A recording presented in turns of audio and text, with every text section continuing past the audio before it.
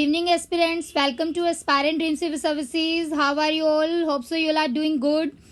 Today's theory series is for the paper 2 and this is the part 6 of theory series. आज हम liquid waste management part 2 cover करेंगे. Previous lecture में मैंने series 5 में liquid waste management से related important topics cover किए थे.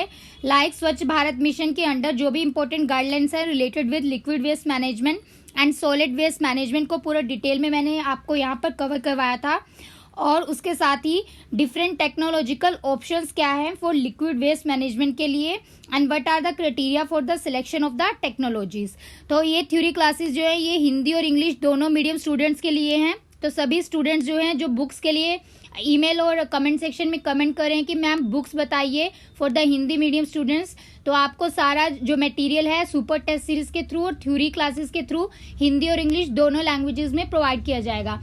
तो हिंदी मीडियम के स्टूडेंट्स जो हैं वो यहाँ से ही स्टडी कर सकते हैं और उनको कोई भी प्रॉब्लम हो तो वो हमसे सेपरेटली भी ईमेल करके या कमेंट सेक्शन के थ्रू अपने डाउट्स पूछ सकते हैं. तो आज की थ्योरी क्लास स्टार्ट करने से पहले हम कुछ इंपॉर्टेंट सर्वे करेंगे आपकी प्रिपरेशन से रिलेटेड कि जिससे आपकी प्रिपरेशन बूस्टअप हो और आप ज़्यादा से ज़्यादा यहाँ से सीख सकें. तो आप सभी इस सर्वे में हमें सपोर्ट कीजिएगा और अपने रिप्लाई जो है वो कमेंट सेक्शन में देते रहिएगा, मेन कमेंट सेक्शन में. तो सर्वे ये है कि जो भी आपकी परफॉर्मेंस है प्रीवियस लेक्चर्स में थ्योरी क्लासेस से रिलेटेड जो मैं क्वेश्चंस पुटअप करती हूँ या सुपर टेस्ट सीरीज पेपर 1 और पेपर 2 के लिए, तो उसके बेसिस पे हमारी टीम ने एनालिसिस की है आपकी परफॉर्मेंस की. जो स्टूडेंट्स जो है रेगुलर लाइव सेशन में आते हैं और टेस्ट देते हैं, अराउंड 40 to 50 स्टूडेंट्स हैं जो रेगुलरली हमारे टेस्ट को अटेम्प्ट कर रहे हैं. उनकी परफॉर्मेंस को हमने पीछे प्रीवियस क्लासेस की जो परफॉर्मेंस है उसको एनालाइज किया है और ये पता चला कि उनकी परफॉर्मेंस जो है वो रेगुलरली इम्प्रूव हो रही है. वैसे ही सुपर टेस्ट सीरीज में आप कोशिश करिए ज़्यादा से ज़्यादा अपने आंसर दीजिए because live test premier test का यही एक मेन पर्पस है कि आपको इन्वायरमेंट कॉम्पिटिटिव लेवल यहाँ पर प्रोवाइड किया जाए जिससे कि आपके अंदर जो भी लैकिंग चीज़ें हैं वो पता चले कि आप टेस्ट में कितना अच्छा कर पा रहे हैं और कहाँ कहाँ पर आप लैक कर रहे हैं. तो कुछ स्टूडेंट्स हैं जो बहुत अच्छा परफॉर्म कर रहे हैं जैसे कि दिव्य प्रकाश नाम से कैंडिडेट है, उनका परफॉर्मेंस हमने देखा वो अच्छे आंसर दे रहे हैं. अदर कैंडिडेट्स हैं पुष्पलता के नाम से हैं, अजीत कुमार है, मनीषा झा है और SZZX नाम से कैंडिडेट आते हैं. ऐसे बहुत सारे कैंडिडेट्स हैं जो कंटिन्यूसली लाइव में आंसरिंग कर रहे हैं. तो और भी कैंडिडेट्स लाइव में होते हैं बट वो आंसर क्यों नहीं दे रहे हैं, वो भी आंसर दीजिए. डाउट पुट करते हैं बट आंसर नहीं देते हैं तो उनको भी आंसर देना ज़रूरी है. अगर आप अपने मार्क्स या स्कोर नहीं बताएंगे तो नेक्स्ट टाइम से हम आपका स्कोर कार्ड प्रोवाइड करेंगे, आपकी पूरी परफॉर्मेंस को एनालाइज करेंगे और साथ ही साथ आपको भी हमें सपोर्ट करना होगा कि आपका पेपर 1 में आपकी क्या परफॉर्मेंस है, पेपर 2 में किस स्टूडेंट का अच्छा स्कोर बन रहा है या पेपर 1 में. तो जो भी चीज़ें हैं उसको एनालाइज करना ज़रूरी है ताकि एग्ज़ाम को आप इजीली क्रैक कर सकें. तो जो ये स्टूडेंट्स रेगुलरली आ रहे हैं लाइव में इनका मैं नाम लिस्ट में ज़रूर देखना चाहती हूँ और अदर कैंडिडेट्स अगर किसी भी कारण नहीं आ पा रहे हैं तो वो भी रेगुलरली वीडियोस को फॉलो करते रहिए और कोशिश करिए इस टेस्ट को एज अ एग्ज़ाम लें और यहाँ पर आकर सॉल्व करें. तो ऐसे हम सभी स्टूडेंट्स के नाम अनाउंस करेंगे जो अच्छा परफॉर्म करेंगे. तो अभी के लिए आप ये बताइए कि कितने एस्पिरेंट्स हैं, कौन कौन है जिन्होंने सारी थ्योरी सीरीज़ को कम्प्लीटली वॉच कर लिया है और रिवाइज किया है अच्छे से. तो सभी कमेंट सेक्शन में अपना आंसर दीजिए. और उसके बाद जो है सुपर टेस्ट सीरीज़ के हमने अभी 7 पार्ट आपको 7 सीरीज़ प्रोवाइड कर दी हैं. तो वो कितने कैंडिडेट्स हैं जिन्होंने सारी सुपर टेस्ट सीरीज़ को वॉच किया है और रिवाइज कर लिया है और उनकी रिवीजन जो है वो अच्छे लेवल पे चल रही है. तो आप सभी यहाँ पर मेन कमेंट सेक्शन में इसका रिप्लाई कीजिएगा. Let's start with today's theory series. तो प्रीवियस सीरीज में मैंने आपको वेस्ट वाटर कलेक्शन सिस्टम के बारे में बताया था कि कवर्ड सरफेस ड्रेन सिस्टम्स होते हैं और स्मॉल बोर सीवर्स होते हैं और कन्वेंशनल सीवर्स होते हैं. ये 3 कॉमन टाइप होते हैं collection system of waste water के. तो इसको हमने पूरा डिटेल में पढ़ा था. कवर सिस्टम ड्रेन क्या है, स्मॉल बोर सीवर क्या है और कन्वेंशनल सीवर है. आई होप सो आप सबने ये रिवाइज कर लिया होगा. तो आज के लेक्चर में हम जो है वेस्ट वाटर कलेक्शन सिस्टम पढ़ेंगे जो इम्पोर्टेंट है एग्जाम के लिए बहुत ज़्यादा और यहाँ पर पूरा डिटेल में उसकी सारी एप्लीकेशन और एडवांटेजेस और डिसएडवांटेजेस को कवर करेंगे. तो स्टार्ट करते हैं with waste water collection system. तो सबसे पहला जो वेस्ट वाटर कलेक्शन सिस्टम है उसका नाम है सेप्टिक टैंक। सेप्टिक टैंक जो है एक कंबाइंड सेडिमेंटेशन और डाइजेशन टैंक होता है, जहां पर जो सीवेज होता है उसका रिटेंशन टाइम पीरियड 1 से 2 दिन रहता है। तो इस टाइम पीरियड के अंदर 1 से 2 दिन टाइम पीरियड जो होता है, इसमें जो सेटलेबल मतलब जो नीचे बॉटम में जाके इकट्ठा हो जाते हैं सॉलिड्स, जिसको स्लज भी कहते हैं, तो वो जाकर बॉटम पर सेटल हो जाते हैं। तो उनका क्या होता है, एनारोबिक डाइजेशन किया जाता है। इसको क्या बोलते हैं, अवयवी पाचन। तो जो ये सेटल सॉलिड्स होते हैं और जो लिक्विड्स होते हैं, इनका क्या होता है, रिडक्शन होता है। जो वाटर होता है वेस्ट वाटर का और स्लज का रिडक्शन मतलब कम हो जाता है। वो किसके अंदर, बायोडिग्रेडेबल ऑर्गेनिक मैटर के अंदर, जिसके अंदर डिफरेंट गैसेस रिलीज होती है, जैसे कि कार्बन डाइऑक्साइड हो गया, मीथेन हो गया और हाइड्रोजन सल्फाइड हो गया। तो ये सेप्टिक टैंक जो होते हैं, इसके अंदर से जो एफ्लुएंट्स रिलीज होते हैं वो क्लैरिफाई होते हैं, लार्ज एक्सटेंट के अंदर वो क्लियर हो जाते हैं, बट उसके अंदर कुछ अमाउंट ऑफ डिजोल्व्ड और सस्पेंडेड जो पार्टिकल्स होते हैं, जिसको क्या बोला जाता है, ऑर्गेनिक सॉलिड्स या पैथोजेंस, वो रह जाते हैं।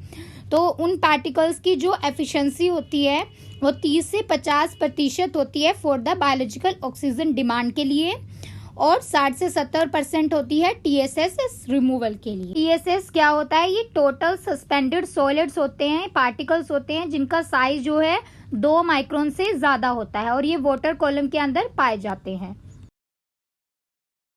जो एफ्लुएंट्स होते हैं सेप्टिक टैंक के, जो सेप्टिक टैंक के प्रवाह होते हैं, उनको छोटे बोर सीवर या ढकी हुई स्थायी नालियों में छोड़ा जाना चाहिए। तो प्रीवियस लेक्चर में मैंने आपको पढ़ाया था स्मॉल बोर सीवर क्या होते हैं। सभी कमेंट सेक्शन में बताइए इसका प्रोसेस क्या और इसकी एडवांटेजेस या इसके लाभ क्या हैं।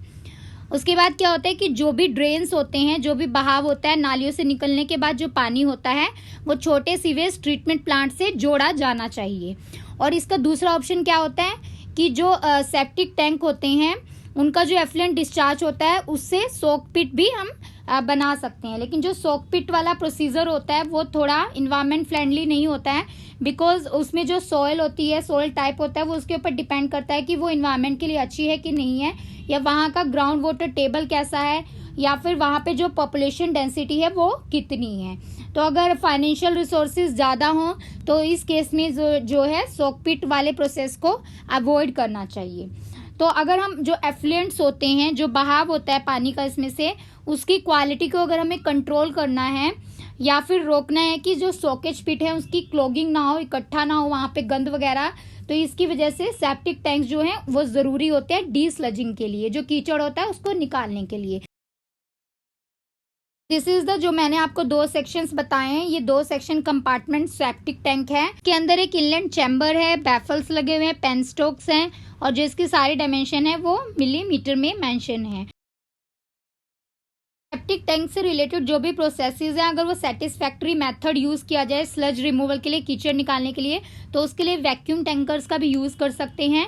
और रेगुलर वहाँ पर डीस्लजिंग एक्टिविटीज होनी चाहिए, जिसको प्रॉपरली वेल ऑर्गेनाइज्ड कम्युनिटी के द्वारा मैनेज करना चाहिए, और साथ ही साथ पब्लिक और प्राइवेट सर्विसेज प्रोवाइडर जो होते हैं उनको मिलके काम करना यहाँ पर ज़रूरी है।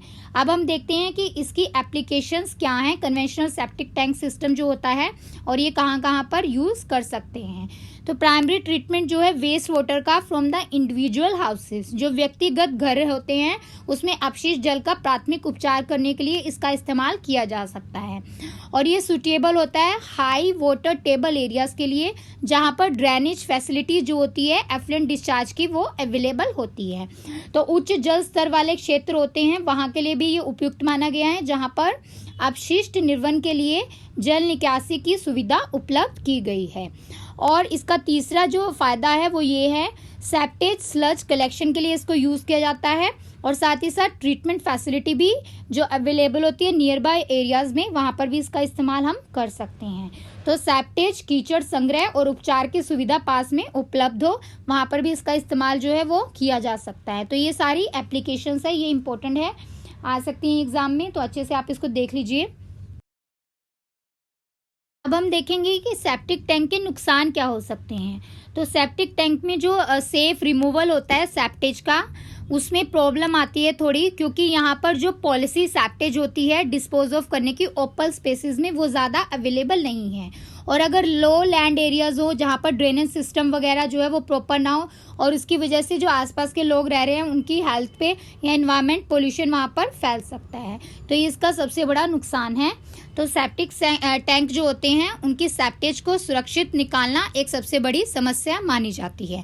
दूसरा इसका जो डिसएडवांटेज है वो ये है कि यहाँ पर लो ट्रीटमेंट एफिशिएंसी होती है और जो एसोसिएटेड कॉस्ट होती है और जो स्पेस रिक्वायरमेंट है इसकी कंस्ट्रक्शन के लिए, जैसे कि अगर सोकेज पिट वगैरह बनाने हैं, वो कंपैरेटिवली हाई होती है। तो ये महंगा भी है ये ट्रीटमेंट मेथड, और साथ ही साथ इसके लिए ज़्यादा स्पेस, ज़्यादा ऑक्यूपाइड जो स्पेस ऑक्यूपाइड एरिया, बड़ा एरिया चाहिए। तो ये इसकी दूसरा डिसएडवांटेज है और नुकसान है। इसका नेक्स्ट डिसएडवांटेज देखते हैं क्या हो सकता है। तो जो सेप्टिक टैंक होता है इसकी इनकैपेबिलिटी होती है, इसको संभालना, हाइड्रोलिक शॉक जो लोड होता है उसको संभालना कंपैरेटिवली थोड़ा मुश्किल होता है, क्योंकि जो इसमें पीक फ्लो होता है वो सेटलिंग जोन एरियाज को वहाँ पर डिस्टर्ब करता है, परेशान करता है, जिसकी वजह से जो हाई सस्पेंडेड सॉलिड्स होते हैं वो एफ्लुएंट्स में आ जाते हैं। तो इसकी वजह से बाहरी स्राव में उच्च निलंबित ठोस का कारण बन जाता है।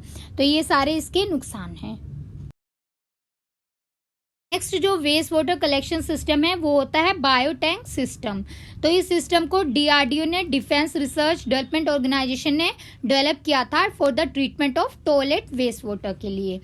तो इसमें जो एफआरपी होता है उससे ये बना होता है और डिफरेंट चैम्बर्स इसमें होते हैं for primary treatment of waste water. तो एग्जाम में अगर पूछा जाएगा कि बायोटैंक सिस्टम को किस ट्रीटमेंट वाटर के लिए यूज किया जाता है तो आप सभी कमेंट सेक्शन में बताइए इसका आंसर। तो जो एफ्लुएंट्स होते हैं इसमें बायोटैंक से जो निकलने वाले अपशिष्ट होते हैं तो वो रिलीज हो जाते हैं रीड बेड के अंदर। तो रीड बेड अभी देखेंगे हम क्या होता है। रीड बेड सिस्टम जो है वो सेकेंडरी ट्रीटमेंट परफॉर्म करता है वेस्ट वाटर ट्रीटमेंट का, और ये बायोटैंक से निकलता है। तो जो रीड बेड सिस्टम होता है इसके अंदर एक बेड ऑफ सैंड होता है, मिट्टी का एक बिस्तर लगा होता है, और पेबल्स होते हैं, बहुत सारे पत्थर्स होते हैं along with the read plants जो कैपेबल होते हैं नेचुरल एम्लोरेशन ऑफ वेस्ट वाटर की करने में, जो बायोटैंक से बाहर निकलता है।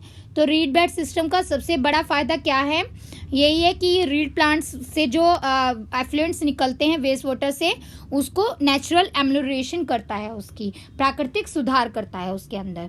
और ये बायोटैंक जो होता है ये एलिमिनेट करता है जो सस्पेंडेड पार्टिकुलेट्स होते हैं, जो सॉलिड मतलब बड़े बड़े जो पत्थर कंकड़ वगैरह होते हैं वो सब इससे एलिमिनेट होते हैं, और साथ ही साथ जो पैथोजेंस होते हैं या अदर माइक्रो ऑर्गेनिजम्स हैं मोर देन 99% इसमें से एलिमिनेट होते हैं, निकलते हैं।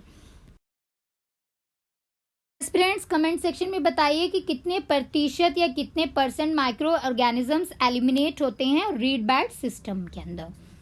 तो नेक्स्ट हम पढ़ेंगे कि नेचुरल रीड प्लांट्स जो होते हैं वो क्या होते हैं। जो माइक्रोबियल एक्टिविटीज होती है, कंसोडियम वर्क होता है उनका, वो efficiently wide range of temperature पे वर्क करता है। तो जो एफ्लुएंट्स होते हैं वो बहुत ज़्यादा उनका सेफ डिस्चार्ज होना ज़रूरी है, जिससे कि आसपास के लोगों की हेल्थ या इन्वायरमेंट के ऊपर कोई भी बुरा प्रभाव ना पड़े।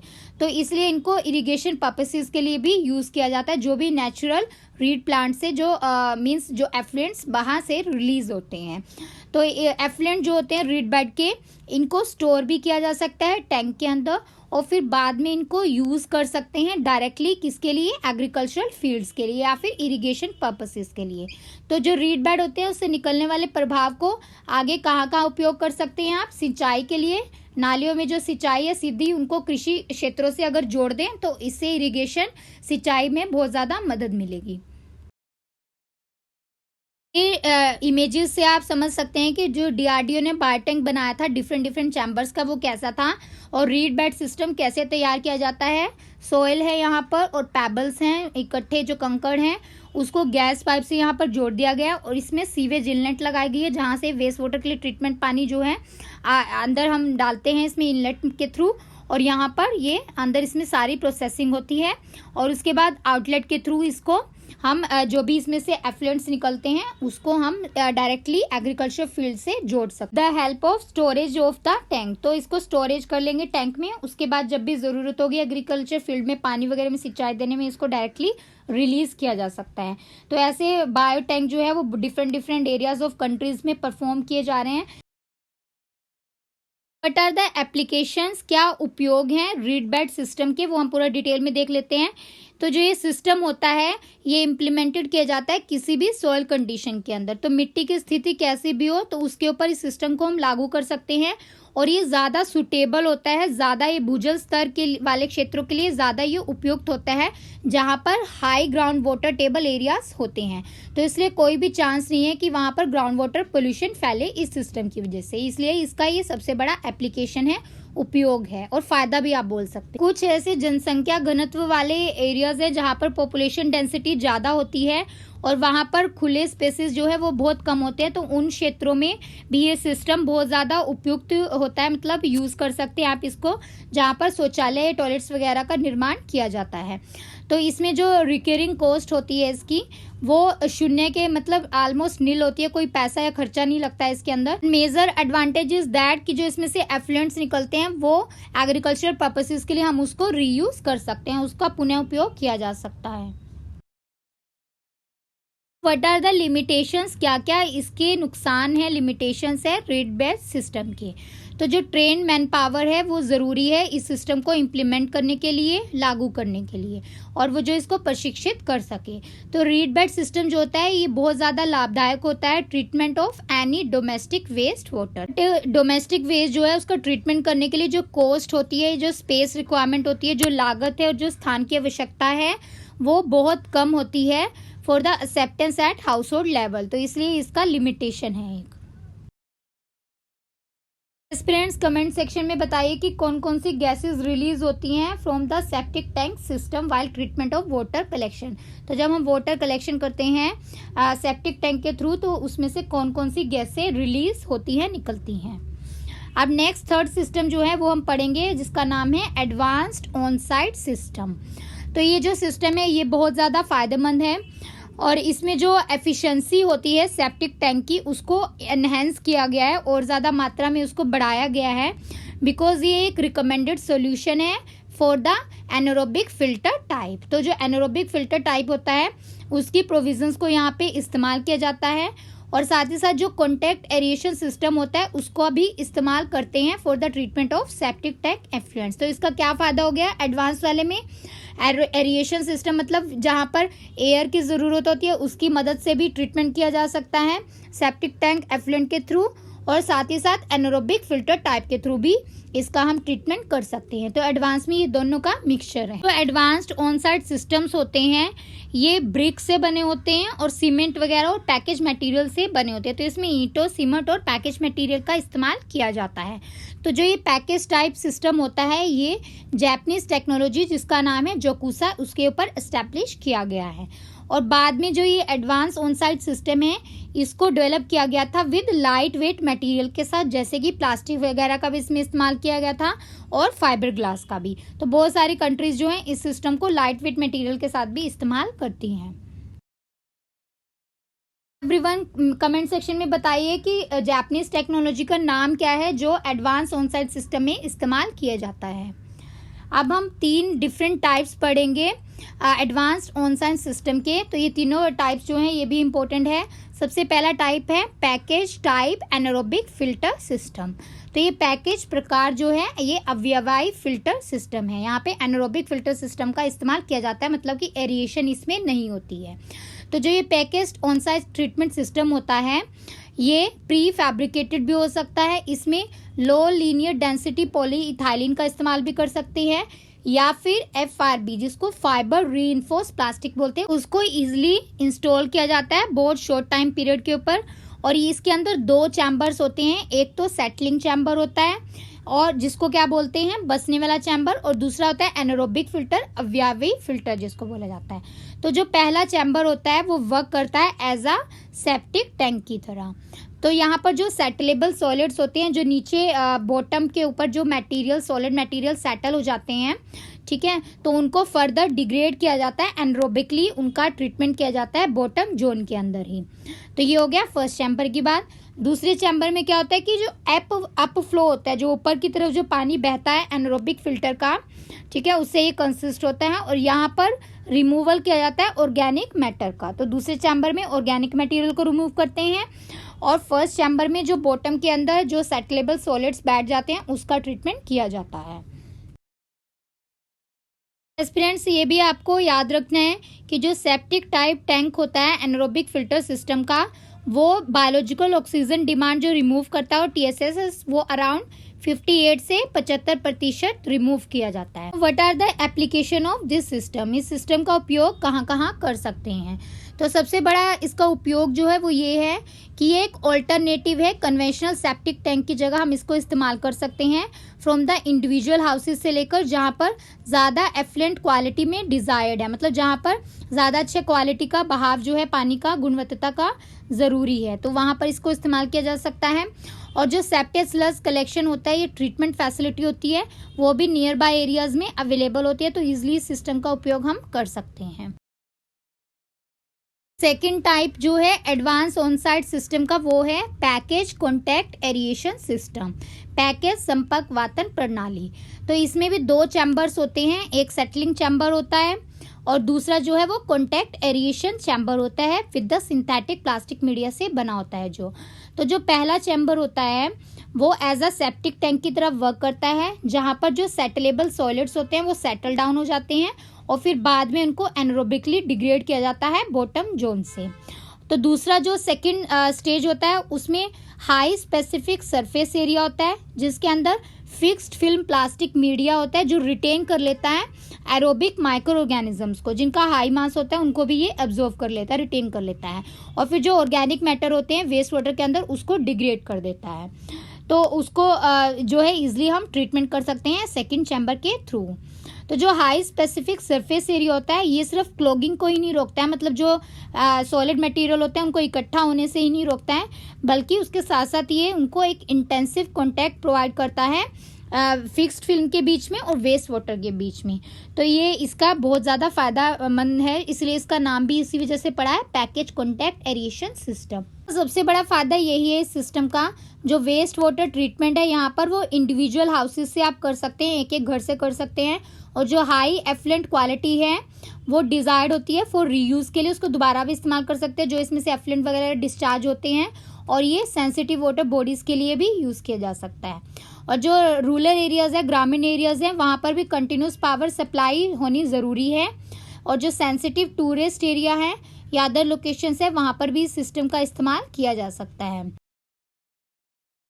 Third type of advance on site system is packaged anaerobic filter contact aeration system.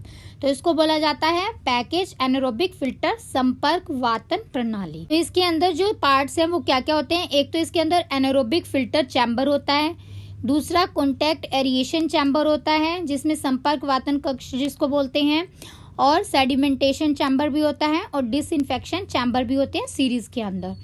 तो जो एनारोबिक फिल्टर चैम्बर होता है उसका क्या काम है, वो क्या वर्क करता है? तो वो सेपरेट करता है, अलग अलग करता है जो भी एनारोबिकली डिकम्पोजेज होते हैं वेस्ट वाटर ट्रीटमेंट के अंदर, और स्टोर कर लेता है सॉलिड मैटर को इन द डिफरेंट एफ्लुएंट्स। दूसरा है कॉन्टैक्ट एरिएशन टैंक। इसका क्या इस्तेमाल है? ये एरोबिक ट्रीटमेंट करता है जो भी एफ्लुएंट्स होते हैं from the anaerobic filter chamber से जो निकलते हैं। किसकी हेल्प से? इसमें एक बायोफिल्म लगी होती है सरफेस ऑफ कॉन्टैक्ट मीडिया के अंदर जो इसका वर्क करती है, एरिएशन प्रोवाइड करती है टैंक के अंदर। और नेक्स्ट है नो स्लज ट्रीटमेंट सिस्टम।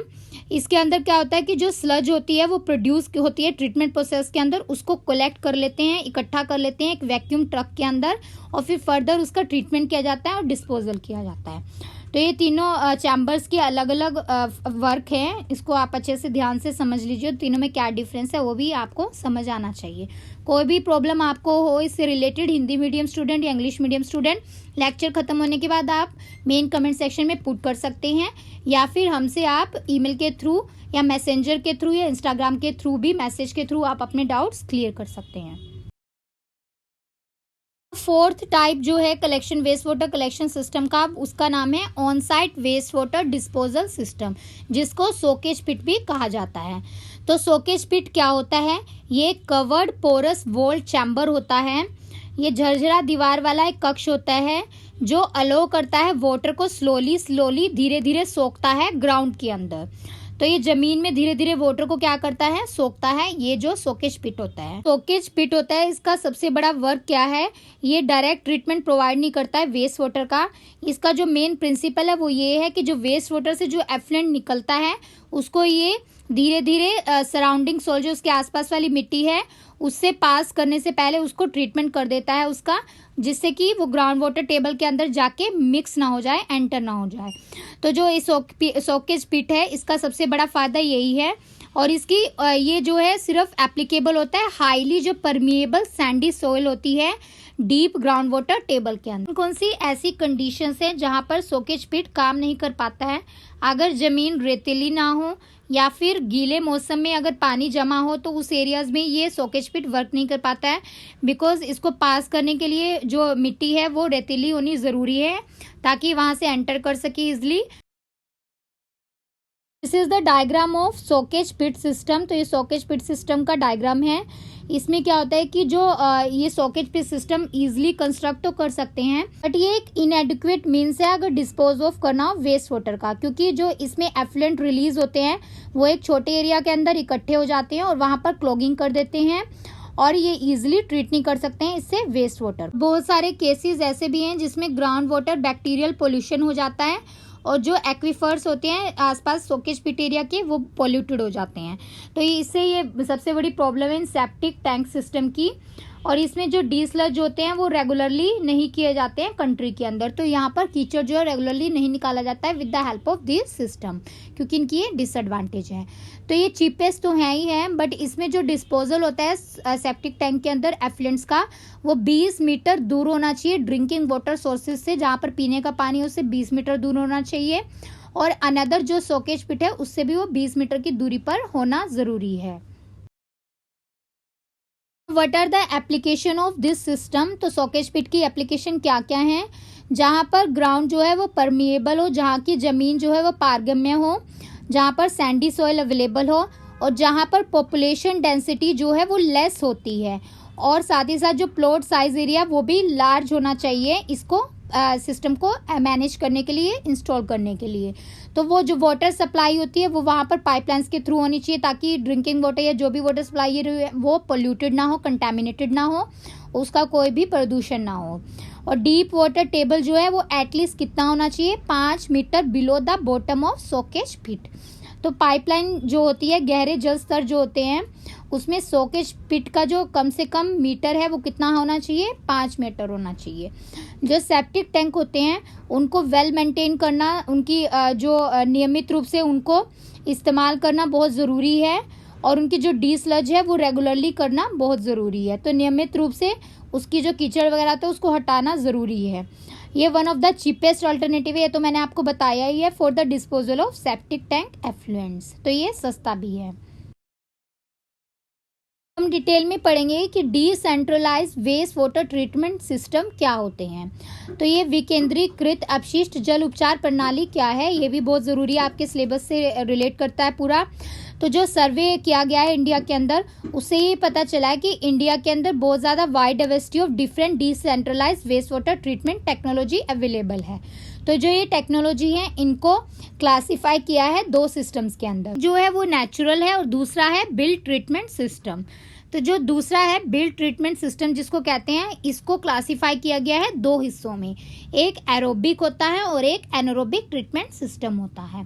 तो जो कम्बिनेशन होता है in different type of technology का उसको इस्तेमाल किया जाता है वेस्ट वाटर के ट्रीटमेंट के लिए। तो विभिन्न प्रकार की तकनीकों को अक्सर उपयोग में किया जा रहा है वेस्ट वाटर के ट्रीटमेंट के लिए। तो जो ये टेक्नोलॉजीज होती हैं ये डिपेंड करती हैं कि डिफरेंट फैक्टर्स क्या हैं उस एरिया के अंदर, कि वहाँ पर भूमि जो है उपलब्ध है कि नहीं सिस्टम को कैरी ऑन करने के लिए, इम्प्लीमेंट करने के लिए, या वहाँ पर जो अवेलेबल कैपेसिटी है ऑपरेशन की वो कितनी है, वहाँ पर फाइनेंशियल रिसोर्सेज है कि नहीं है, कि वित्तीय संसाधन है या नहीं कि ये सिस्टम अप्लाई कर सकते हैं, एनर्जी सप्लाई कितनी है वहाँ पर, या रिक्वायर्ड एफ्लुएंट क्वालिटी क्या है। तो ये सारे जो फैक्टर्स हैं ये बहुत ज़रूरी है इस टेक्नोलॉजीज़ को अप्लाई करने के लिए। हम डिफरेंट सिस्टम्स की कैटेगरीज देख लेते हैं। सबसे पहले है नेचुरल ट्रीटमेंट सिस्टम, जिसको बोलते हैं प्राकृतिक उपचार प्रणाली। इसके आगे 3 पार्ट्स हैं, वेस्ट स्टेबलाइजेशन पॉन्ड, अपशिष्ट स्थिरीकरण तालाब, और जिसको एनारोबिक फैकुलेटिव या एरोबिक मैच्योरेशन भी बोला जाता है। दूसरा जो इसका टाइप है वो है डकविट पॉन्ड सिस्टम, डकविट तालाब प्रणाली, and third one is constructed wetlands, निर्मित आर्द्र भूमि। नेक्स्ट जो सिस्टम है उसका नाम है बिल्ट ट्रीटमेंट सिस्टम। तो ये भी एनारोबिक होता है, अवयवी होता है। इसके आगे 2 पार्ट्स हैं, एनारोबिक बैफल रिएक्टर, ठीक है, जिसको अवयवी चकित रिएक्टर भी बोलते हैं, एंड दूसरा है UASB। नेक्स्ट है इसका जो पार्ट है एरोबिक भी होता है ये बिल्ट ट्रीटमेंट सिस्टम। उसके आगे 3 पार्ट्स है, सब पार्ट्स हैं, package contact aeration system, extended aeration system और सीक्वेंसिंग बैच रिएक्टर सिस्टम। तो इन सारे पार्ट्स को आप देख लीजिए अच्छे से, पूरा डिटेल में हम डिस्कस करेंगे इसको। देख लेते हैं कि UASB क्या होता है। UASB का फुल फॉर्म है up flow anaerobic sludge blanket technology. तो ये जो है ये रिएक्टर्स यूज किए जाते हैं in the form of anaerobic digester के यूज में, और इसको वेस्ट वाटर ट्रीटमेंट के लिए इस्तेमाल किया जाता है। तो ये जो रिएक्टर्स होते हैं इसके अंदर मिथेन प्रोड्यूसिंग डाइजेस्टर्स होते हैं, जिनको यूज किया जाता है एनारोबिक प्रोसेसेस के लिए, और ये एक ब्लैंकेट बना देते हैं ग्रैनुलर स्लजिस का, जिसको प्रोसेस किया जाता है with the help of anaerobic micro organism. तो अब हम देखते हैं कि इन जनरल हर एक जो ट्रीटमेंट सिस्टम होता है उसके लिए प्री ट्रीटमेंट करना बहुत ज़रूरी है, और ये डिपेंड करता है कि उसमें जो एफ्लुएंट्स हैं या उसके एफ्लुएंट्स की क्वालिटी क्या है, और कुछ अगर पोस्ट ट्रीटमेंट सिस्टम उसको ज़रूरी है तो वो भी बाद में उसके उपचार किए जाते हैं। तो ये सब डिपेंड करता है जनरल ट्रीटमेंट सिस्टम्स के अंदर। लेकिन जो पर्टिकुलर सिस्टम्स होते हैं जैसे कि कंस्ट्रक्टेड वेटलैंड जो सिस्टम्स होते हैं, तो उनके लिए गुड प्री ट्रीटमेंट ज़रूरी होता है, जिससे कि जो सेटलेबल सॉलिड्स होते हैं, नीचे इकट्ठे हुए सॉलिड्स हैं, वो रिमूव कर दिए जा सकें और क्लॉगिंग ना हो वेटलैंड सिस्टम्स के अंदर। जो UASB सिस्टम्स होते हैं इसके अंदर गुड एरोबिक पोस्ट ट्रीटमेंट करना ज़रूरी है, ताकि जो डिज़ायर्ड क्वालिटी ऑफ एफ्लुएंट्स की इसमें से रिलीज हो सके। तो जो वेस्ट वाटर स्टेबलाइजेशन पॉन्ड्स होते हैं या जो डकविट पॉन्ड्स होते हैं, इसमें भी बहुत सारे एक्सपीरियंसेस चाहिए होते हैं रूरल एरियाज़ के अंदर वेस्ट वाटर ट्रीटमेंट के लिए। रूरल एरियाज़ के अंदर सीवेज ट्रीटमेंट प्लांट्स होते हैं स्मॉल एरियाज़ में। तो न्यू साइट जो होती है रूरल सीवेज ट्रीटमेंट प्लांट की, वो डेवलप की जा रही है हर एक कंट्रीज़ के एरियाज़ के अंदर। तो उसमें से कुछ इंपॉर्टेंट सिस्टम है जो आपके सिलेबस के लिए ज़रूरी है, तो वो हम डिटेल में पढ़ेंगे। नंबर 1 है वेस्ट स्टेबलाइजेशन पॉन्ड। तो WSP क्या होते हैं, ये शैलो मैनमेड बेसिन्स होते हैं, इसको नेचुरली नहीं होते, ये मैनमेड होते हैं, इसको आर्टिफिशियली बनाया जाता है, जिसके अंदर वेस्ट वाटर फ्लो होता है। और इसमें क्या होता है कि रिटेंशन टाइम के बाद कुछ दिन इसमें रखा जाता है वेस्ट वाटर को, और फिर उसके बाद इसका वेल ट्रीटमेंट किया जाता है, और जो एफ्लुएंट भी इसमें डिस्चार्ज होते हैं वो भी क्वालिटी वाटर इससे डिस्चार्ज किया जाता है। तो जो वेस्ट स्टेबलाइजेशन पॉन्ड होते हैं इसके अंदर सीरीज ऑफ पॉन्ड्स होते हैं, बहुत सारे पॉन्ड्स को इकट्ठा इसमें जोड़ दिया जाता है आर्टिफिशियली बना के, जैसे कि एनारोबिक इसमें पॉन्ड्स भी होते हैं, फैकुलेटेटिव पॉन्ड्स भी होते हैं, और थर्ड नंबर है मैच्योरेशन पॉन्ड्स। तो इन तीनों को सीरीज में जोड़ दिया गया है, जैसे कि फिगर में दिखाया गया, आप देख सकते हैं। सिस्टम्स के लिए ये ज़रूरी है कि जो waste water treatment plant site है वो पर्सनली एसेसिबल होनी चाहिए, और वहाँ पर ज़्यादा से ज़्यादा लोग जाकर एट टाइम पे वर्क कर सकें। तो जो वेस्ट स्टेबलाइजेशन सिस्टम्स होते हैं इनके डिफरेंट पॉन्ड्स के क्या फंक्शन है वो देखते हैं। सबसे पहले जो अवयवी और वैकल्पिक तालाब होते हैं उनको डिज़ाइन किया जाता है बायोलॉजिकल ऑक्सीजन डिमांड रिमूवल के बेसिस पे। BOD रिमूवल डिमांड जो होती है ये मैच्योरेशन पॉन्ड के अंदर भी अकर करती है, और कुछ पैथोजन रिमूवल्स होते हैं एनारोबिक के अंदर और फैकुलेटेटिव पॉन्ड्स के अंदर भी। तो जो वेस्ट वाटर होता है उसमें लो BOD लेवल जितना है वो कितना होना चाहिए, लेस देन 150 mg पर लीटर, जैसे कि ग्रे वाटर के केस में हो गया। तो जो मैच्योरेशन पॉन्ड्स होते हैं उसको ज़्यादा ये इतना BOD डिमांड नहीं ज़रूरी है, तो उसके लिए कम चाहिए होता है। तो जो नंबर ऑफ पॉन्ड्स होते हैं ट्रीटमेंट के लिए वो डिपेंड करता है कि नेचर ऑफ रीयूज़ क्या है उन पॉन्ड से, और डिस्पोजल ऑफ एफ्लुएंट्स कितना निकल रहा है और कैसे हम उसको रीयूज़ कर सकते हैं। तो उसके बेसिस पे इन पॉन्ड्स को बांटा गया है। मैच्योरेशन पॉन्ड होता है उसके केस में एग्रीकल्चरल यूज़ जो है ट्रीटेड एफ्लुएंट का वो पॉसिबल नहीं है, इसके नाम से ही पता चल रहा है कि मैच्योरेशन पॉन्ड है। तो ये आपको पॉइंट याद रखना है एग्जाम के लिए। ये डिफरेंट इमेजेस हैं एनारोबिक पॉन्ड जो वेस्ट स्टेबलाइजेशन पॉन्ड की, और दूसरी इमेज जो है वो डीस्लजिंग ऑफ एनारोबिक पॉन्ड की है। थर्ड इमेज में आप देख सकते हैं कि कवरिंग कैसे की जाती है बेस ऑफ पॉन्ड की विद प्लास्टिक शीट के साथ। और लास्ट इमेज में जो है wave stabilisation pond with boulders at the base. तो इसके बेसिस पे बोल्डर्स लगा दिए गए हैं, बाउंड्रीज बना दी गई हैं। तो इस तरह से ये मैनमेड सिस्टम्स वर्क करते हैं। हम एनारोबिक पॉन्ड के बारे में थोड़ा डिटेल में देख लेते हैं। ये 2.5 से 5 मीटर डीप पॉन्ड होता है, इसका आपको साइज याद रखना है। और जो इसमें सेटलेबल इनऑर्गेनिक या ऑर्गेनिक सॉलिड्स होते हैं वेस्ट वाटर के अंदर, वो सेटल डाउन हो जाते हैं स्लज की तरह। तो ये जो 2.5 से 5 मीटर गहरा तालाब है, ये अपशिष्ट जल में व्यवस्थित अकार्बनिक और कार्बनिक ठोस कीचड़ के रूप में बसा है। तो दोनों इसमें यूज किए जाते हैं। जो इनऑर्गेनिक सॉलिड्स होते हैं जैसे कि ग्रिट वगैरह या सिल्ट होगी, तो वो कंजर्वेटिव्स होते हैं नेचर के अंदर, और ये बैठे रहते हैं बॉटम स्लज के अंदर। जबकि जो ऑर्गेनिक सॉलिड्स होते हैं ये डिग्रेड हो जाते हैं एनारोबिकली प्रोसेसेस के द्वारा, और इनको कन्वर्ट किया जाता है किस गैसेस में, कार्बन डाइऑक्साइड, मीथेन एक्सेट्रा में। तो जो अकार्बनिक ठोस हैं जैसे कि ग्रिट हो गया, गाद प्रकृति हो गया, तो ये नीचे की कीचड़ के रूप में रहते हैं।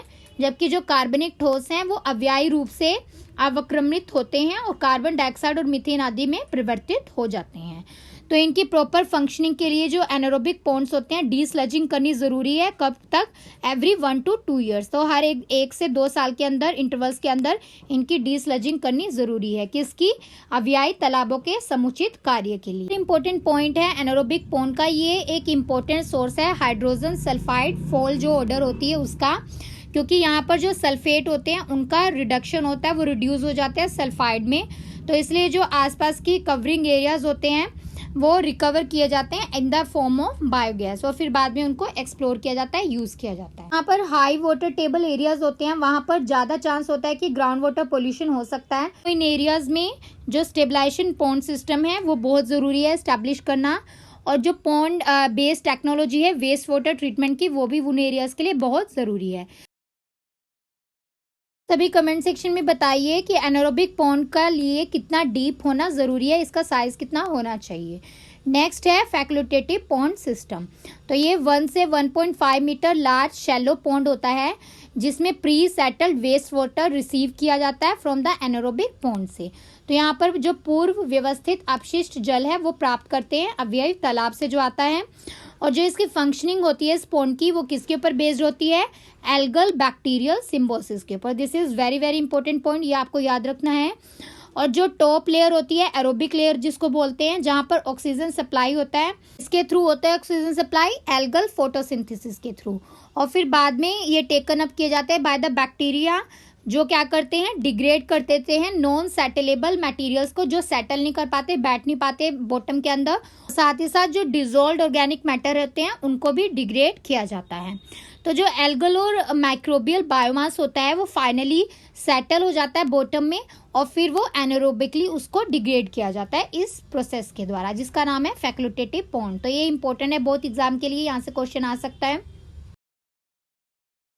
एस्पिरेंट्स आप सभी बताइए फैकल्टेटिव पॉन्ड जो है सिस्टम है वो कौन सी प्रोसेस के ऊपर बेस्ड होता है। नेक्स्ट सिस्टम जो है वो हम पढ़ेंगे जिसका नाम है मैचुरेशन पॉन्ड। तो मैचुरेशन पॉन्ड जो होते हैं वो 1 से 1.5 मीटर डीप होते हैं, और ये एसेंशियली डिजाइन किए जाते हैं फॉर पैथोजन रिमूवल के लिए। तो इसका इस्तेमाल किसके लिए किया जाता है? रोग जनकों को हटाने के लिए। तो जो HRT होती है इन पॉन्ड्स की, वो बिटवीन कितनी होती है? जो 3 to 5 डेज इसका रिटेंशन टाइम पीरियड होता है। तो जनरल मैचुरेशन जो पॉन्ड्स की होती है वो ट्रीटमेंट ऑफ वेस्ट वाटर के लिए ज़रूरी होती है, जिसको इस्तेमाल किया जाता है अनरिस्ट्रिक्टेड इरिगेशन के लिए। तो यहाँ पर जो सामान्य रूप से परिपक्व होते वाले तालाब होते हैं उनकी आवश्यकता होती है कि वो उपचारित अपशिष्ट जल का उपयोग अप्रबंधित सिंचाई के लिए किया जा सके। तो इसमें जो WHO की गाइडलाइन है उसके द्वारा यहाँ पर जो कोलीफॉर्म्स होते हैं फीकल के अंदर वो लेस देन 1000 होने चाहिए पर 100 ml के अंदर। और स्ट्रोंगर वेस्ट वाटर की अगर हम बात करें जिसका बायोलॉजिकल ऑक्सीजन डिमांड ज़्यादा होता है 150 mg पर लीटर से, तो इन दोनों केसेस में जो ट्रीटमेंट है वाटर का उसके लिए सरफेस वाटर डिस्चार्ज पहले ही करना ज़रूरी है। तो उसमें जो जल निर्वहन है वो पहले उपचारित किया जाना चाहिए इन दोनों केसेस के अंदर as per the WHO guideline. हमने जो वेस्ट स्टेबलाइजेशन पॉन्ड्स पढ़े थे अभी, उसमें उसका डिजाइन ऐसे किया जाता है कि सेफली जो उसमें से एफ्लुएंट्स निकलते हैं उसको एग्रीकल्चर पर्पसेस के लिए यूज किया जाता है और सरफेस डिस्चार्ज वहां पर एफ्लुएंट्स का किया जाता है। तो ये इसका इंपॉर्टेंट एडवांटेज है। पॉन्ड सिस्टम का नाम है डकवीड पॉन्ड सिस्टम। तो ये भी waste water treatment based system है और ये सुटेबल होता है स्मॉल स्केल एप्लीकेशंस के लिए जो रूरल एरियाज में, ग्रामीण एरियाज में यूज किए जाते हैं, और साथ ही साथ मीडियम साइज फैसिलिटीज के लिए जो कम्युनिटी लेवल पे इस्तेमाल किए जाते हैं, जैसे कि पेरी अर्बन लेवल। तो इसको 2 एरियाज में यूज किया जाता है। एक तो स्मॉल स्केल एप्लीकेशन है जो रूरल एरियाज के अंदर है, और दूसरा मीडियम साइज फैसिलिटी है जो पेरी अर्बन लेवल एरियाज के अंदर है। तो ये दोनों बातें आपको ध्यान रखनी है। उसके बाद जो डकवीड सिस्टम होता है, इसका नाम डकवीड क्यों पड़ा है? तो ये एक ग्रुप होता है जो बिलोंग करता है बोटानिकल फैमिली ऑफ लेमनेशिया से, जो 4 जनरा है, इसके अंदर 4 जनरेशन है, जिसका नाम है स्पायरोडेला, दूसरा है लेमना, तीसरा है वोल्फिया एंड चौथा है वोल्फिला। तो जो पहली 3 जनरेशन है ये इंडिया के अंदर जनरली पाई जाती है। तो आपको इन तीनों के नाम याद रखनी है, पूछ सकते हैं कि ये तीनों जनरेशन कौन से पॉन्ड सिस्टम के अंदर इस्तेमाल की जाती हैं। नेक्स्ट जो ये सिस्टम्स होते हैं ये कॉस्मोपॉलिटन है, ये महानगरीय भी होते हैं और ये एवरीवेयर मतलब हर जगह इस्तेमाल करते हैं इसका। ऑर्गेनिक न्यूट्रिएंट्स होते हैं इसके अंदर बहुत ज़्यादा, क्योंकि ये स्टैग्नेंट वाटर होता है, इकट्ठा किया हुआ वाटर होता है, डकवीड वाटर जो सिस्टम होता है। तो इसके अंदर जो हाई ग्रोथ रेट होता है वो न्यूट्रिएंट लेवल का वो ऑप्टिमम लेवल पे मतलब वो डबल हो जाता है विद इन 2-3 डेज। तो जैसे पानी इकट्ठा रहेगा, अगर 2-3 दिन बाद जितना उसके अंदर न्यूट्रिएंट लोड होगा वो उसके 2-3 दिन बाद और ज़्यादा डबल हो जाएगा उस मात्रा में। तो ये न्यूट्रिएंट रिच होते हैं। दूसरी बात ये ध्यान रखनी है, और मेन चीज़ ये है कि ये वाइड रेंज ऑफ टेम्परेचर को टॉलरेट कर सकते हैं।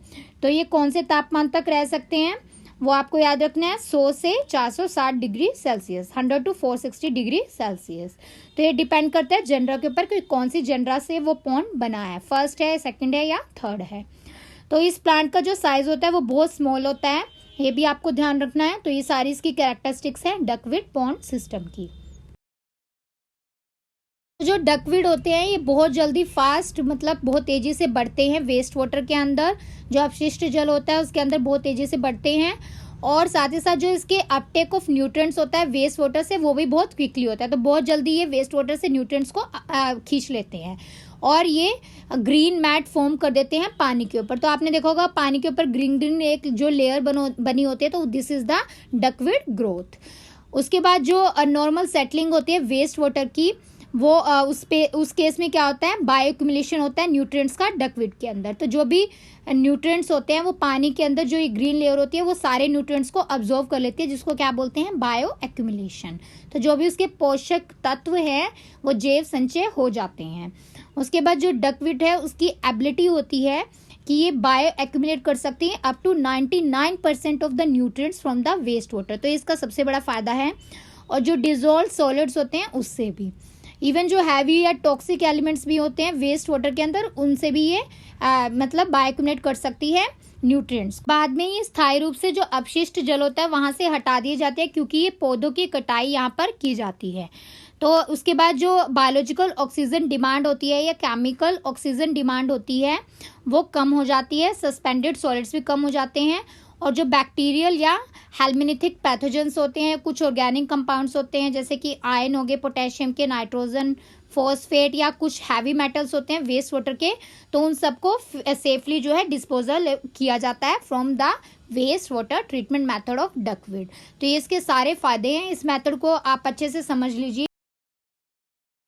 एस्पिरेंट्स आप ये बताइए कि कितना % बायो एक्यूमुलेशन होता है डकवीड पॉन्ड सिस्टम के अंदर, और क्या इसको फिश फीडिंग स्टेशन की तरह इस्तेमाल किया जा सकता है कंट्री के अंदर।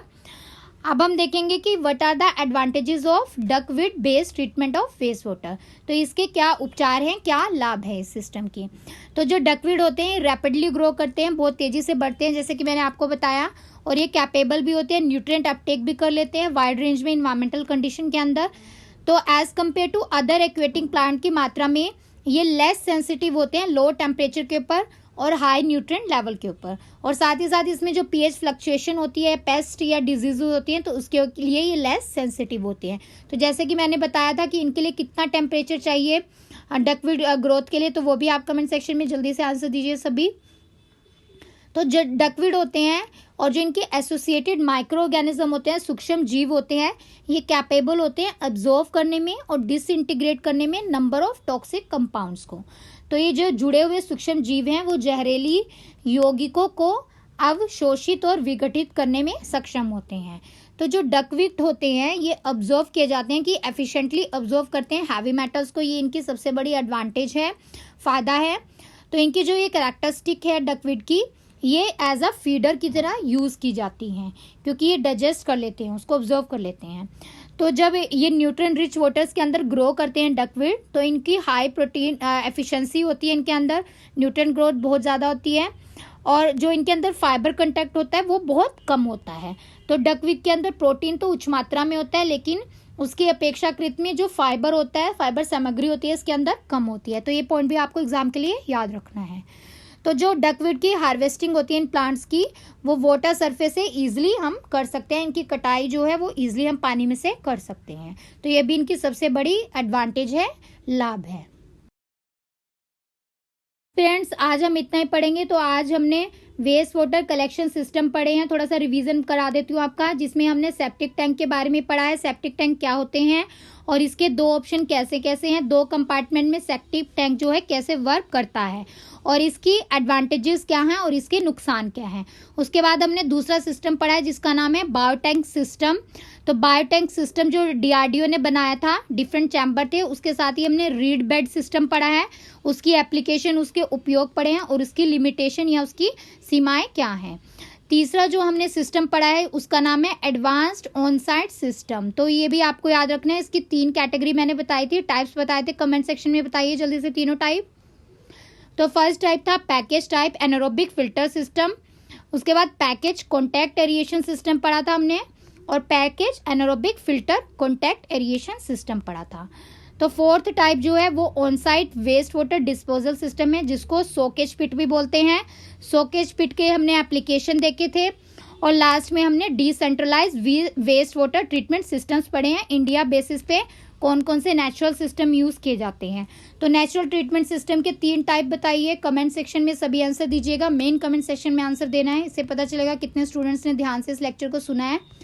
फिर हमने वेस्ट स्टेबलाइजेशन पॉन्ड पढ़े हैं, तीनों पॉन्ड्स हमने अच्छे से कवर किए हैं। एनारोबिक पॉन्ड क्या होता है, डीस्लजिंग क्या होती है एनारोबिक पॉन्ड की, और उसके बाद हमने क्या पढ़ा है, फैक्युलेटेटिव पॉन्ड पढ़ा है, मैचुरेशन पॉन्ड पढ़ा है और डकवीड पॉन्ड सिस्टम पढ़ा है। तो डकवीड पॉन्ड सिस्टम जो है वो कौन सी 3 फैमिली जो इंडिया के अंदर है उससे बिलोंग करता है, तो इन तीनों फैमिली के ऑर्गेनिज्म जो है उसका आपको नाम बताना है मेन कमेंट सेक्शन में। लास्ट में हमने डकवीड बेस्ड ट्रीटमेंट सिस्टम की एडवांटेजेस और लाभ पढ़े हैं। तो ये आज के लेक्चर का मैंने पूरी आपको समरी बता दी। तो अच्छे से इस थ्योरी को आप वीडियो को अभी सुन लिया आपने, उसके बाद आप रिवीजन भी ज़रूर करिएगा इसकी। और जो प्रीवियस आपका पेंडिंग वर्क है, जैसे कि अगर आपने कोई थ्योरी सीरीज नहीं सुनी है या टेस्ट सीरीज अटेम्प्ट नहीं किया है, उसको भी साथ के साथ होमवर्क को वर्क करते रहिए और कवर करते रहिए, बिकॉज बहुत सारे एस्पिरेंट्स ने ये फॉर्म फिलअप किया और पोस्ट जो है वो आपको पता ही है कितनी है। तो जो सीरियसली अभी वर्क करेगा हमारे साथ, हमारे चैनल पर सीरियसली यहाँ से पढ़ाई करेगा और डाउट्स क्लियर करते रहेगा, उसका सिलेक्शन पक्का है। क्योंकि हमारी टीम ने एनालाइज किया कि बहुत सारे चैनल जो हैं हमारे ही मटेरियल को, थ्योरी क्लासेस को और क्वेश्चंस को सर्कुलेट कर रहे हैं, इवन कॉपी भी कर रहे हैं, जैसे कि मैंने आपको बताया था। तो आप जो है 2-3 नाव पे सवार मत होइए, आप एक ही नाव पे अच्छे से पढ़िए, तो आप पार लग जाएंगे, आप पास हो जाएंगे। तो बस यही कहना है कि हमारा एक ही चैनल है, हमारा कोई भी अदर चैनल नहीं है, इसलिए आप जो है मिसगाइड मत होइएगा। अदर चैनल अगर हमारे नाम पे कोई पढ़ा रहा है, कॉपी कर रहा है, तो उससे बच के रहिएगा और सीरियसली बस अपने एग्ज़ाम की प्रिपरेशन पे तैयारी करते रहिए, क्योंकि ये बहुत अच्छी अपॉर्चुनिटी है सभी के लिए। 1 डे एग्ज़ाम है, एक ही एग्ज़ाम होगा, कोई इंटरव्यू नहीं है। तो ज़्यादा से ज़्यादा कोशिश करिए कि आप इस एग्ज़ाम को क्रैक कर सकें, हम पूरा आपको सपोर्ट करेंगे। और नेक्स्ट टेस्ट सीरीज़ में जो है ज़्यादा से ज़्यादा स्टूडेंट्स कोशिश करिए कि लाइव आए, क्योंकि हम आपका परफॉर्मेंस शीट और स्कोर कार्ड शीट भी प्रोवाइड करेंगे और इंटेंशनली हर एक स्टूडेंट को पर्सनली इंटेंशन दिया जाएगा। एस्पिरेंट्स इतना, अगर आप कहीं पर जाएंगे किसी भी कोचिंग में इवन आप फीस प्रोवाइड करेंगे तो इतनी हेल्प वो भी आपको प्रोवाइड नहीं करेंगे, इतना आपको भी पता है। तो हम आपसे इसलिए बार बार बोल रहे हैं, फ्री ऑफ कॉस्ट आपको पढ़ा रहे हैं। तो हमारे चैनल का मेन पर्पस यही है, हमने ये चैनल इसलिए बनाया है, जो स्टूडेंट्स के अंदर टैलेंट है और जो कर सकते हैं, एग्ज़ाम क्रैक कर सकते हैं, बीपीएससी या यूपीएससी कोई भी एग्ज़ाम हो, बट उनके पास सोर्सेज नहीं है, रिसोर्सेज नहीं है, फाइनेंशियली स्ट्रॉन्ग नहीं है, तो उनके लिए हमने चैनल क्रिएट किया है ताकि उनको ज़्यादा से ज़्यादा अच्छी राइट गाइडेंस और नॉलेज यहाँ से मिल सके और वो इजीली एग्जाम को क्रैक कर। Keep revising classes and keep studying this material. मिलते हैं न्यू वीडियोस के साथ जल्द ही। Thanks for watching this video. जय हिंद।